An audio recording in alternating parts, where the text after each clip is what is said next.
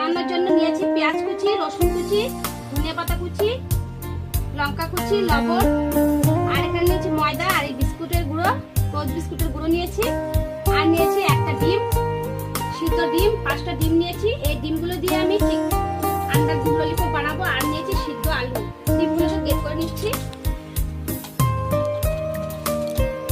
আমি ডিমগুলোকে গ্রেট করে নিয়েছি। আলু সিদ্ধগুলোকে আমি ডিমের উপর দিয়ে দেবো। রসুন কুচি, পেঁয়াজ কুচি, লঙ্কা কুচি আর ধনিয়া পাতাগুলো দিয়ে দেবো। দিয়ে দেবো হলুদ গুঁড়ো, আর দিয়ে দেবো ছোট চামচ দিয়ে 2 চামচ লঙ্কার গুঁড়ো, দেবো ধনিয়ার গুঁড়ো, দিয়ে দেবো 2 চামচ, আর দিয়ে দেবো স্বাদ অনুসারে লবণ,